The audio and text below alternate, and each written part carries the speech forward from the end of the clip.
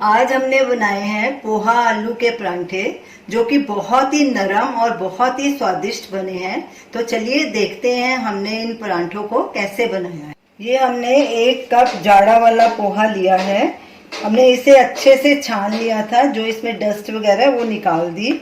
अब इसे हम ग्राइंड करके इनका फाइन पाउडर बना लेंगे।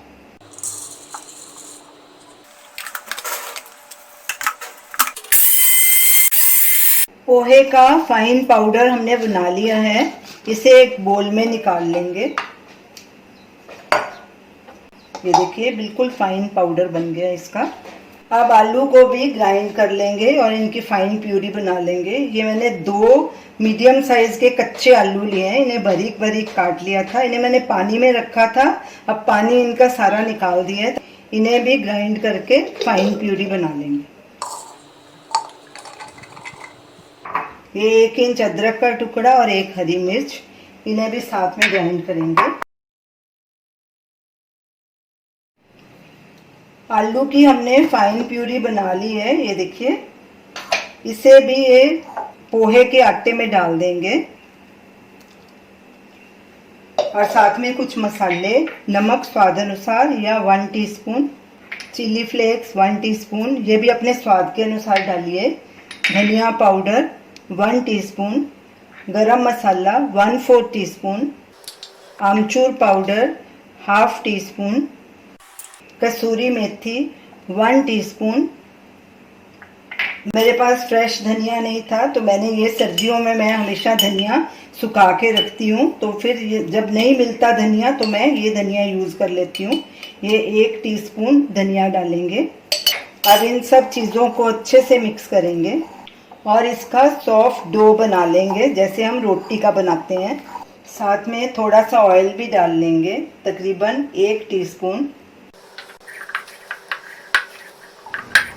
आलू को पीसते वक्त भी मैंने पानी बिल्कुल नहीं डाला था और अभी भी नहीं डाला, उसी में ही हमारा आटा अच्छे से गूंथ गया है। अब गीले हाथों से पानी में थोड़े हाथ ऐसे गीले करके इसको ऐसे नीड कर लेंगे, ताकि आटा हमारा स्मूथ हो जाए। अगर गूंथते टाइम आपको डो सख्त लगे तो आप उसमें और पानी डाल सकते हैं। मेरे को नहीं ज़रूरत पड़ी, मेरा ऐसे ही नीड हो गया। आटे का सॉफ्ट डो तैयार हो गया है, ये देखिए बिल्कुल रोटी की तरह बना है। इसके ऊपर भी थोड़ा ऑयल डाल देंगे और इसे 5 मिनट ढक के रेस्ट के लिए रखेंगे। डो को रखे 10 मिनट हो गए हैं। ये देखिए थोड़ा सा सख्त लग रहा है, तो हल्के पानी का हाथ लगा के इसे थोड़ा नीड कर लेंगे। आटे को पानी का हाथ लगा के अच्छे से नीड कर लिया, ये देखिए सॉफ्ट हो गया। अब सूखा आटा थोड़ा हाथ पे लगाएंगे और एक थोड़ा डो लेंगे और उसका पेड़ा गोल करेंगे। फिर से सूखा आटा लगाएंगे दोनों तरफ और इसे बेलेंगे।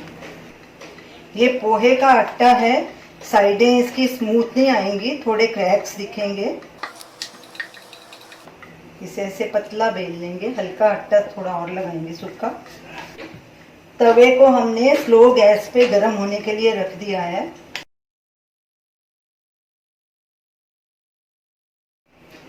परांठे को हमने बेल लिया है, लेकिन इसके किनारे सब कटे हुए दिख रहे हैं, तो इसके लिए एक ढक्कन लेंगे और इसे ऐसे कट कर लेंगे, ताकि हमारा परांठा बिल्कुल गोल दिखे। और जो ये साइड का आटा है इसका, उसे दूसरे डो में मिला लेंगे और इसके भी परांठे बनाएंगे। तवा गरम हो चुका है, परांठा भी हमारा तैयार है। तो चलिए अब इसे तवे के ऊपर डालते हैं। अब परांठे को तवे के ऊपर डालेंगे और इसकी एक साइड थोड़ी सिकने देंगे, फिर इसे पलटी करेंगे। गैस को हमने मीडियम पे रखा है। अब परांठे को पलटेंगे और दूसरी साइड भी ऐसे ही थोड़ी सिकने देंगे। अब फिर से इसकी साइड पलटी करेंगे। थोड़ा तेल डालेंगे इसके ऊपर, तेल को सब तरफ फैला देंगे, पलटी करेंगे और दूसरी तरफ भी तेल थोड़ा डालेंगे और ऐसे ही उलट पलट कर परांठे को गोल्डन ब्राउन होने तक सेक लेंगे।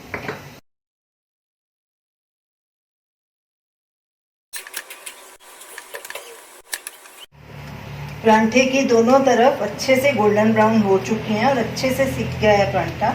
अब इसे एक प्लेट में निकाल लेंगे और इसी तरह बाकी सारे परांठे बना लेंगे। हमारे सब परांठे तैयार हैं। ये एक छोटा सा बना है और 3 बड़े बने हैं इतने डो में। तो अब इन्हें हम सर्व करेंगे। हमारे पोहा आलू के परांठे तैयार हैं। ये देखिए कितने सॉफ्ट परांठे बने हैं और इन्हें हमने टमाटर प्याज और पुदीने वाले रायते के साथ सर्व किया है और साथ में नींबू का खट्टा मीठा अचार। ये दोनों चीज़ें होममेड हैं। आप इनका वीडियो लिंक स्क्रीन पे देख सकते हैं। ये परांठे बहुत ही टेस्टी बने हैं। आप इन्हें ज़रूर ट्राई कीजिए और हमें अपना फीडबैक दीजिए और हमें बताइए कि आपको ये हमारी रेसिपी कैसी लगी। हमारे वीडियो को लाइक कीजिए, शेयर कीजिए, हमारे चैनल को सब्सक्राइब कीजिए। Thanks for watching.